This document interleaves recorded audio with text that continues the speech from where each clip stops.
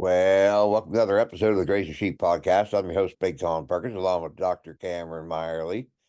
And we kind of thought maybe we would do some questions and answers.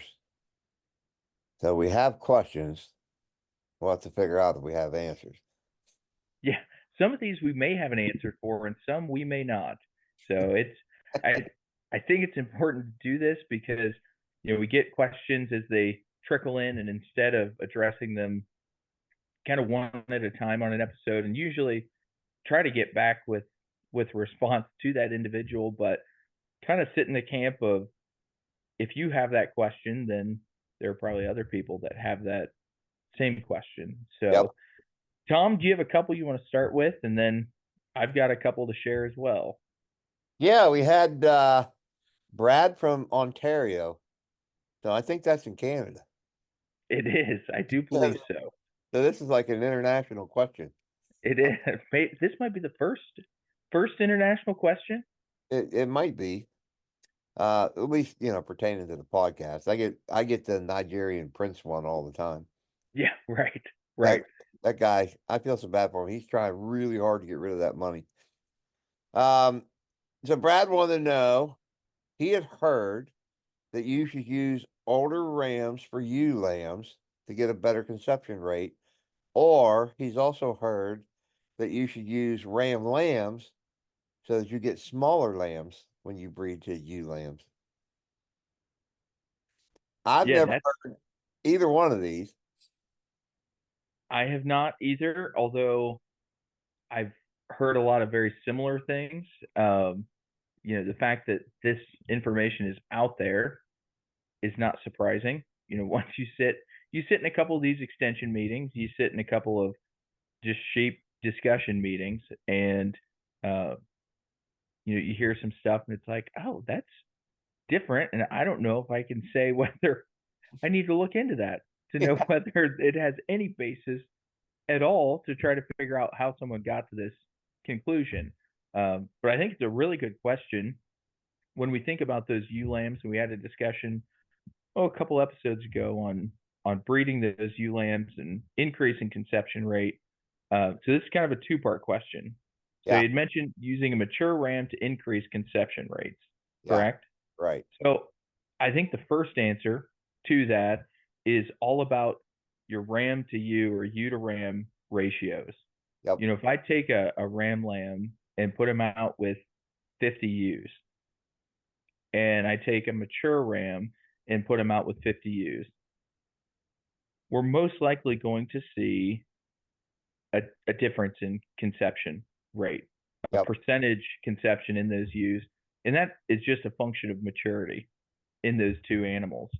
Um, it always goes back to that breeding soundness exam, and are those rams fertile to begin with?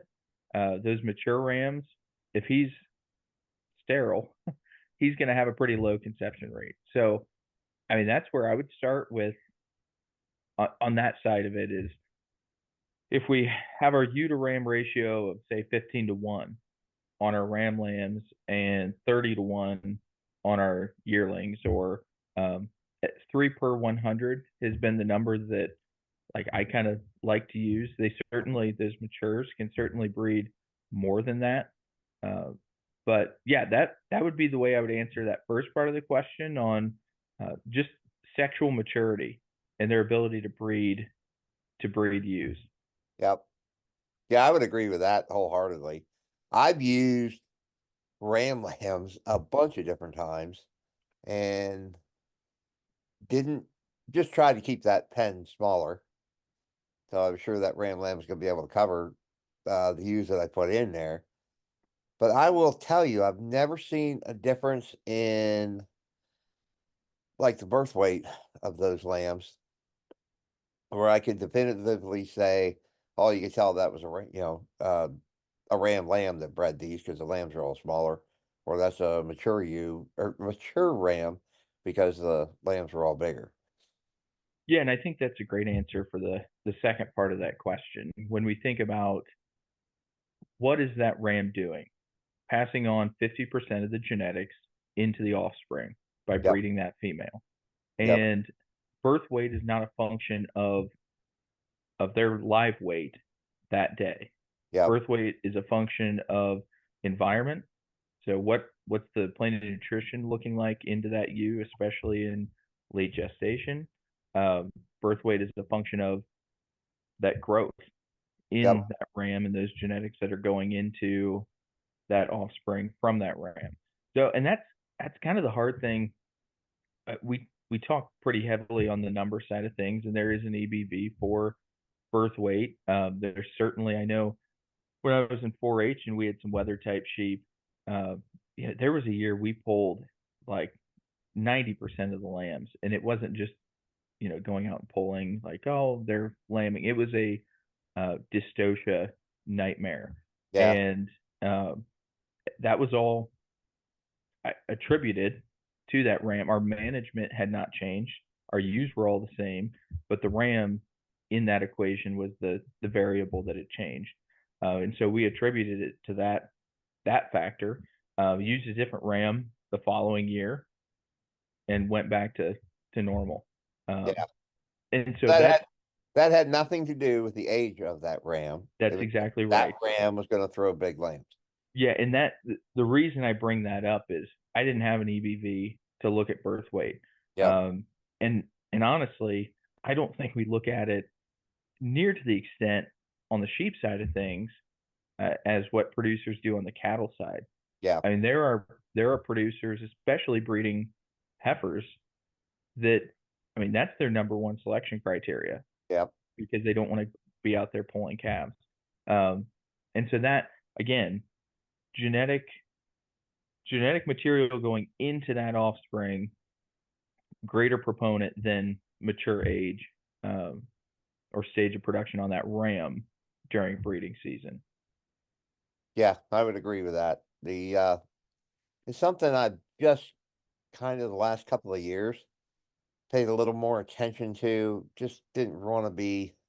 Just kind of wanted to stay in the middle. I didn't really want to be either one of the extremes. And it's not been. I haven't ran into a ram yet that I was interested in where I said, "Oh, no, the birth weight's too low," or "No, the birth weight's too high." So, just haven't seen anything that really was at one end or the other as far as the extreme went. So, I really haven't used it.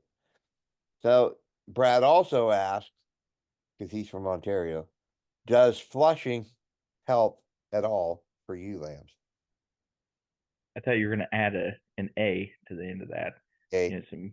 Yep, there we go. That's pretty spot on. Uh, yeah, so flushing on ewe lambs, I don't have data in front of me to kind of dig into that. I think it depends a lot on where those ewe lambs are at before breeding season.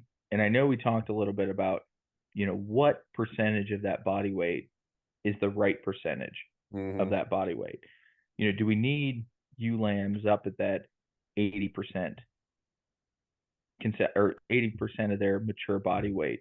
Yeah. Um, we know that contributes to conception, those percentages. Mm-hmm. Does it contribute to number of lambs born?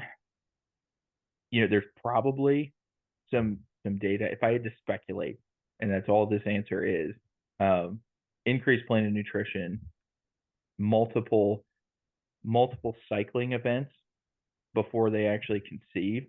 Those two things, if you can put those together, I think are going to result in an increased lambing percentage. I would also say, kind of tying it back to the ram selection and that genetic material. If you have sheep that are naturally more prolific, if you're selecting sheep that are going to have more multiples, a higher twinning percentage when they're mature, then I would expect to see a similar result when they're lambing at a year of age. Uh, we were recently, and that's just there's a lot of factors going into that, environment being probably the biggest one. Mm-hmm. And so that being said, flushing those females kind of has two purposes: gets them to a higher body weight, higher percentage of their mature weight, and then also providing the nutrients to go into that ovulation rate as well.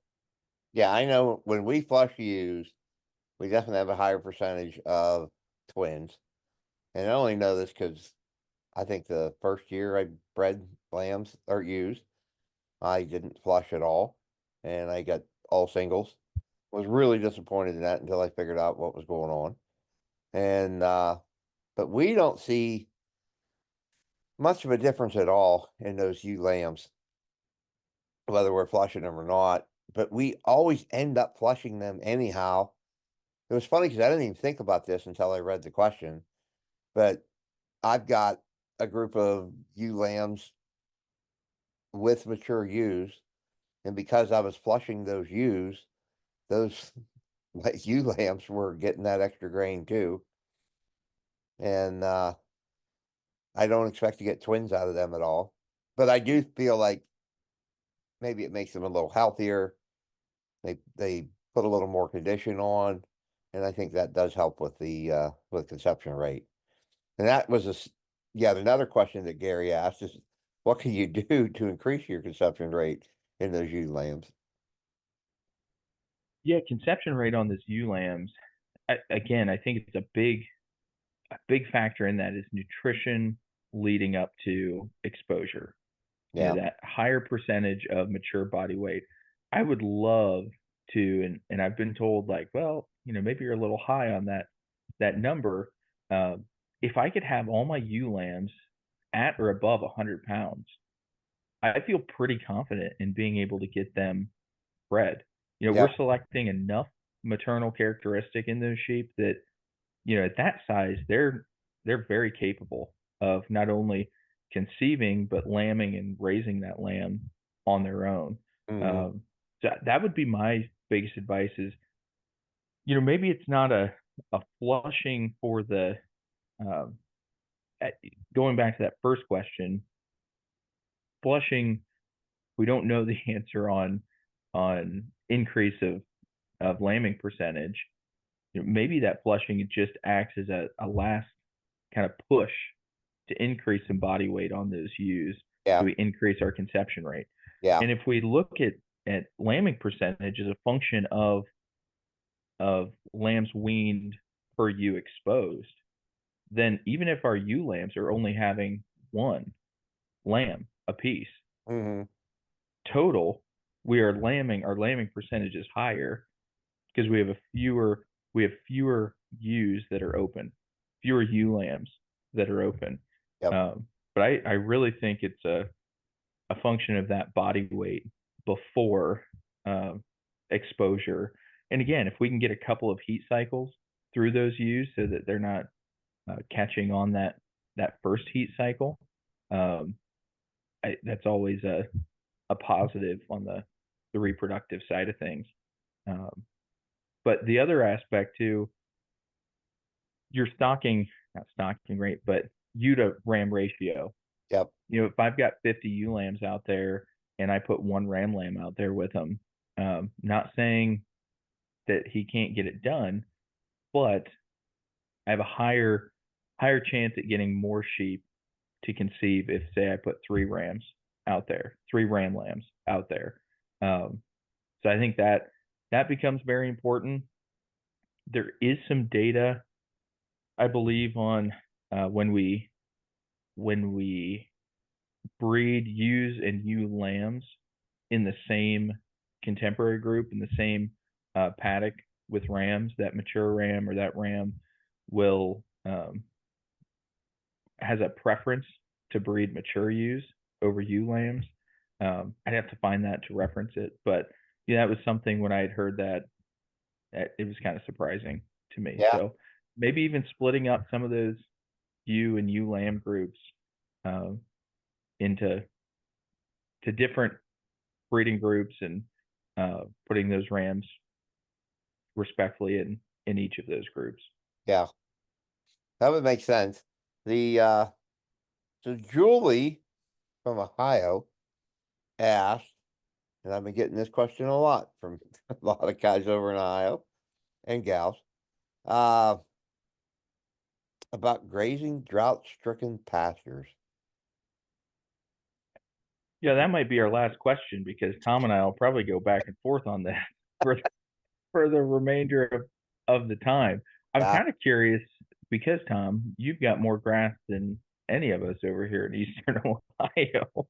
yeah. What would what would your approach be? And the only reason I say that is because when you're in the situation, like the reason that question is being asked is I picked up 2 loads, paid for 3 full loads of hay that as we were driving back, Dad and I were just kind of looking back at this year, and um, people are probably getting tired of me playing my small violin of oh, we're in a drought and we have no grass, but you know it's reality and it's something we've had to learn to manage through.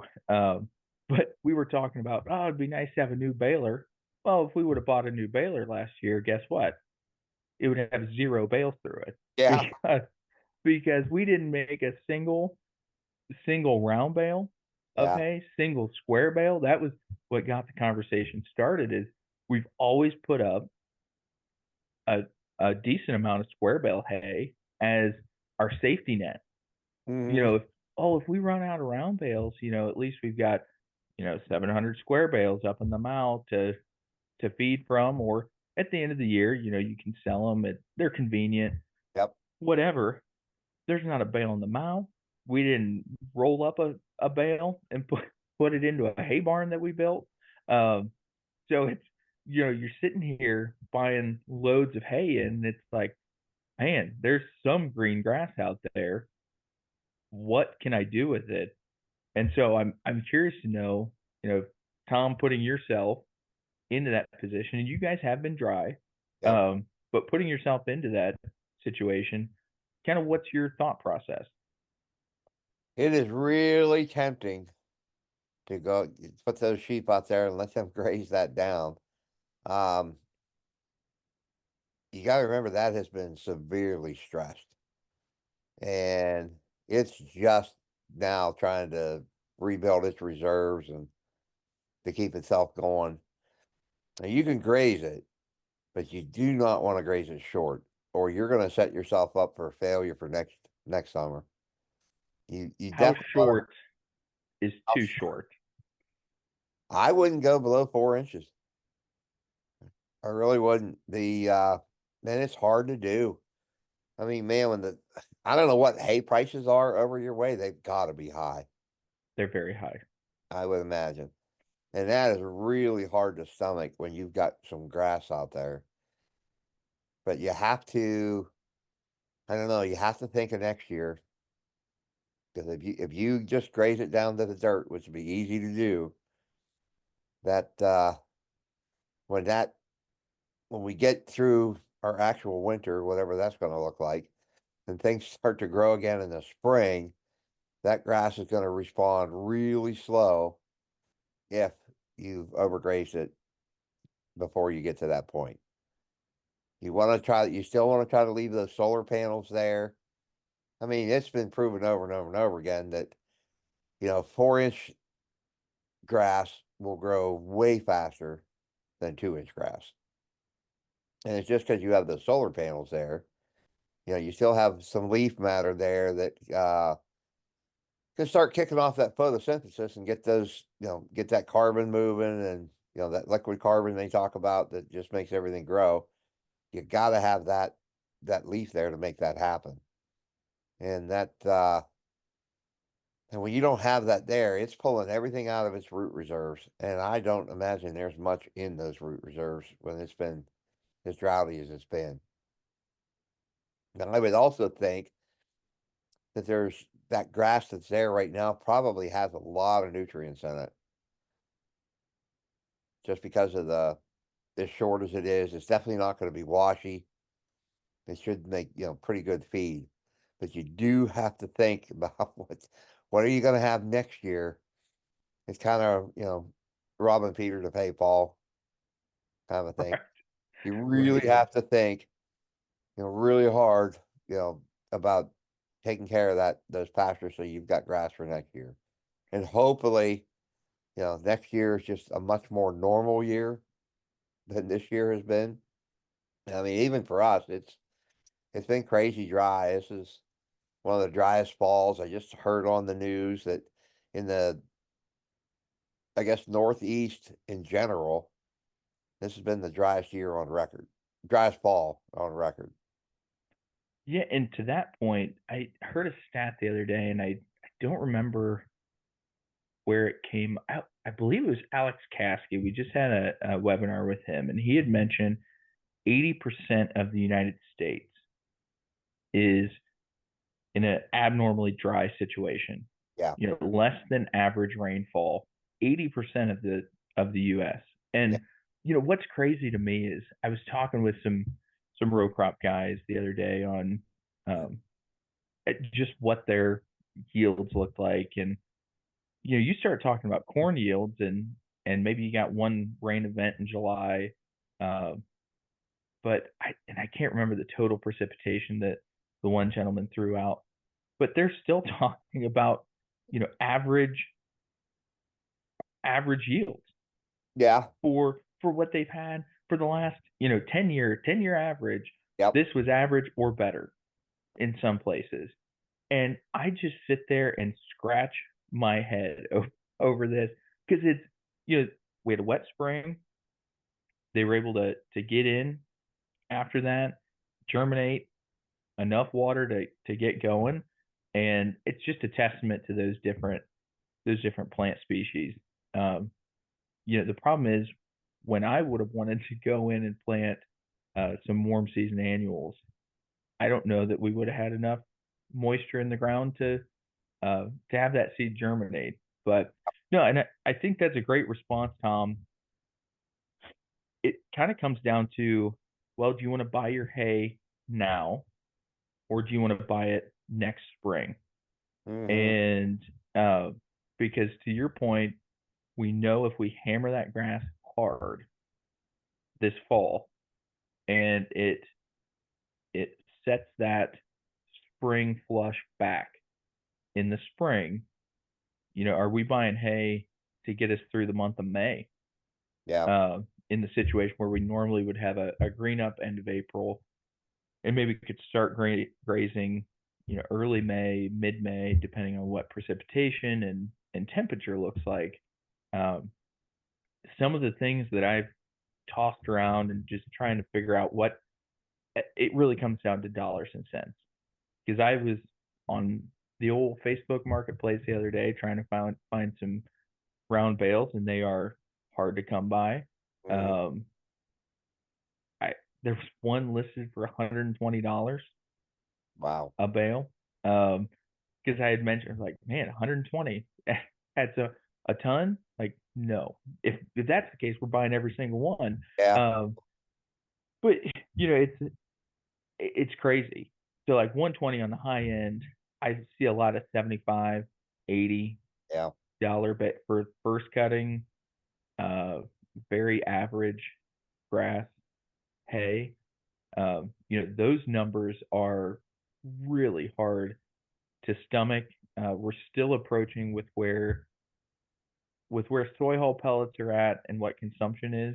Because like ran the numbers on that, it's still cheaper to feed hay as Okay. long as we can keep our waste minimal. Yeah. Um, in that, you know, what's the waste look like when we're buying first cutting grass hay that Hmm. isn't great? You know, this is not alfalfa hay. You know, Yeah. normally I can go pick up a round bale for $80, and it's second, maybe third cutting alfalfa, some grass mix in there, and it's like, oh, okay, you know, I'm spending the money, but this is lactation and pretty good feed. So that is a hard question.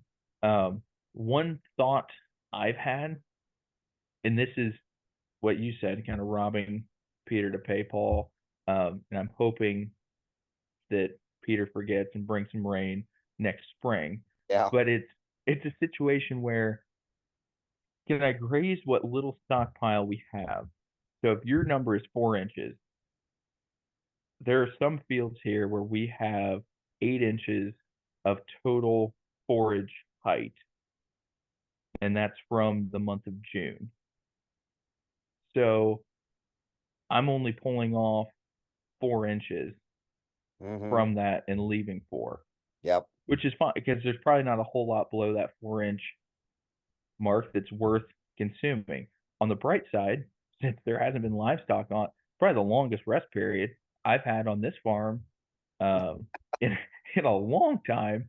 The problem is the forage mass and the yield isn't there to compensate. But from a parasite life cycle standpoint, Oh yeah. a lot of desiccation. I'm not going to say that those pastures are clean, but there were probably a lot of parasites that dried out and could not complete the life cycle in the environment that we had this summer. So that's probably the silver lining.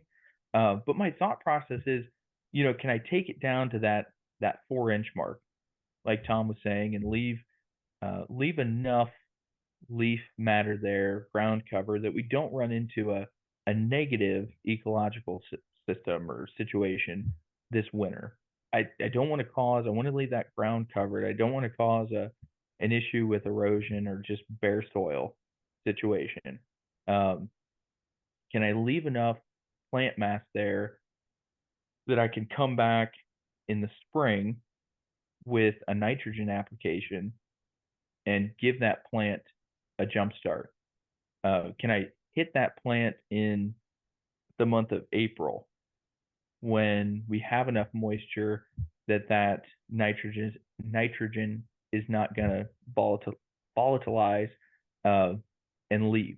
Actually get it to leach into the ground, stay Yep. in the ground, and get into that plant.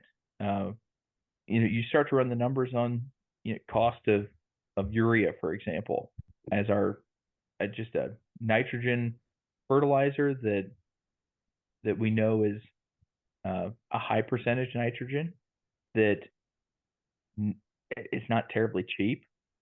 But if I look at how many pounds per acre do I need to put of that out versus what's the cost of my hay? And I think that's something we're going to pull a bunch of soil samples now that we've had some moisture. We had a couple of rain events here the last couple of weeks. The end of the week looks like we're going to have some rain. We're going to pull our soil samples and then figure out, hey, are there some areas that maybe we could get by with um, some diammonium phosphate or DAP, Mm. which has some nitrogen, has some of our phosphorus in there. Can we make those soil amendments knowing that if we get a normal rain event, precipitation event next year, there's a lot of fields, to Tom's point, that have been stressed and are probably going to need some renovation. And we already knew there was some renovation that needed to happen, but the drought condition situations are probably going to push us to work a little faster and harder on some of these fields. Yeah. Um, Yeah. It's well, that's gonna be a tough call, and you're gonna have to push a lot of numbers, and you're gonna have to go pasture by pasture to see what you want to do. and And, to that point, on the pasture to pasture standpoint, um, I'm glad you brought that up, Tom, because we've got a field that we've renovated, rejuvenated, whatever term you want to use. It's probably more than rejuvenated. I mean, it was a burn down summer annual, burn down fall seeding of some ground, and that field we're probably not going to graze stockpile on hmm because I don't want to have to renovate next year. I don't want to stress my investment that I made, a year and a half ago, 2 years ago, Yep. um, versus some of the other fields where we were already planning on renovating. It's kind of like, well, let's let's utilize them now and renovate next year and push it up. So it very much is a pasture by pasture situation, Yep. um, and evaluating those. But it is a time to sit down with the calculator and pen and paper and figure out a lot of these questions. Yeah, and it's gonna be pasture to pasture, farm to farm. What are you able to do? What do you want to do? The I would at this point I would lean towards your very worst pasture that you have, and I would try to bale graze on that all winter. Hmm. I try to move all over that pasture and with bale graze, and if you can roll it out, that's even better, I think. But really try to get that manure distributed all the way across that field. Um, Whatever hay they're not going to eat can just be adding soil nutrients to that again. You got to remember too that every time you're buying the round bale, you're not just buying hay. You're bringing in nutrients from someone else's farm as well. So there's a benefit there. Yeah, But and you talk about feeding hay now as opposed to feeding hay in May. There may not be any hay in May. right, right. Yep. Unless you're shipping it in from out west. Yep. And uh and to that point, I've always heard the buying nutrients aspect of purchasing hay in from the $30 round bale Hmm. situation. And last year when we were buying round bales for $30, we unrolled a lot of hay and we had enough sheep here that I felt that we can utilize this hay Hmm. to at a really good level and minimize waste. But what waste there is, we can we can incorporate and put that back on the field, spread both nutrients from leftover hay residue and feces from the sheep from eating that hay in some very targeted areas. When my round bales are all of a sudden $80 and my sheep numbers have decreased, I mean we are going to feed pretty intensively this winter, um, in dry lot situations where I can make sure my waste on my hay is as minimal. I mean, we're going to hand feed into fence line feeders. Yeah. More now because there's more sheep, more now than when there were, that first year that there was, one sheep here when I was 10 years old and we kept a ewe over as a 4-H Mhm. project. I mean, it's going to be rationed out, weighing flakes of large square bales out. I mean, that is reality for what we're gonna, and I don't love it. Um, Well, we've been, the sheep that I have in the barn are getting bred now, and I've got another group in that's going to lamb in the next couple of weeks. Um, I push that hay in 2 or 3 times a day because I want them to clean that up. yeah, well, and that's a great example.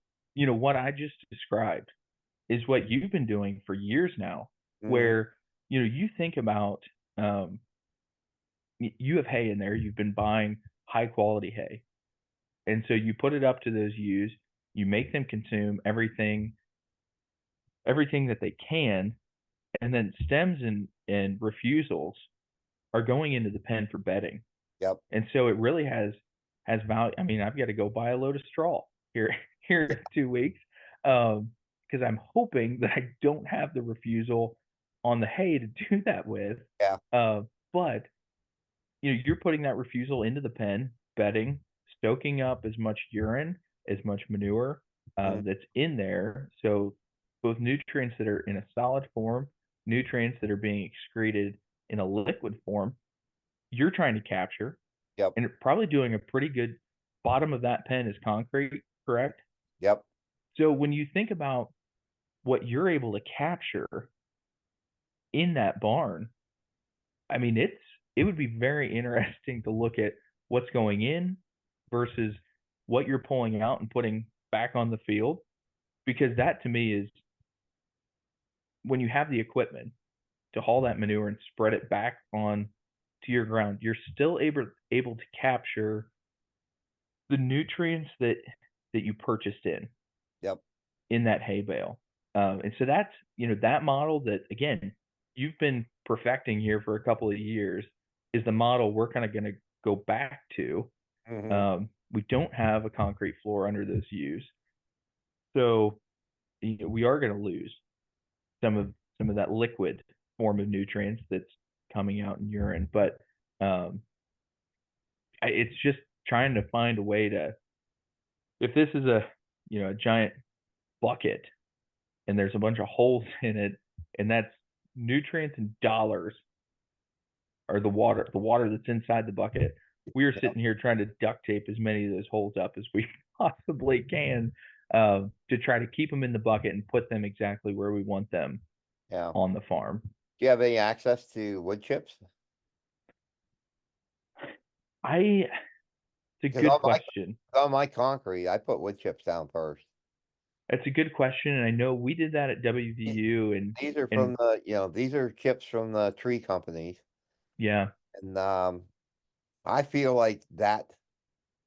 I think there's a bunch of different benefits to that, as far as I'm concerned. I think if they're dry when they go in, they tend to soak up some of that manure, and once you start getting some of that manure and urine and a little bedding on top of that, it starts to heat. So hmm we're pulling that out, and it's already half composted. right. And we're spreading that. We're seeing very little wood chips by the time we're pulling those back out. I think that makes a huge difference in that. Yeah, and I think it's something again, on concrete floor. I think it makes a big difference to have that wood chip base to soak up a lot of Hmm. that liquid nutrient mass that's in there. So it's probably going to be something we look at. Um, I, but again, it for each and every operation that's, even if you're not in a drought, take the time to sit down, work the numbers, figure out, where you can save some money, where maybe you can make up additional money. Hmm. Um, I mean, and can you push when corn's cheap? Can you push some of that nutrient density into those U's? Um, and we can probably get into that in another episode on strategies to not only decrease your inputs but increase your outputs during a time that you desperately need the revenue. Yep. So, well, it's been a good discussion, and we thank you for those questions that you've sent in. If you have any more, we'd love to get them. You can reach out to me at bigtomperkins@gmail.com. There's a Facebook page. There's a YouTube channel. You can put questions on either one of those, and we'll try to include those in future podcasts. So, it's been good catching up with you, Cam, and hopefully we've got some decent answers to these questions. I told you we'd end with the one. So Yeah, yeah, that was the truth. So, all right, buddy. Well, we'll catch up with you next week. sounds good, Tom. You have a good one. All right. Bye.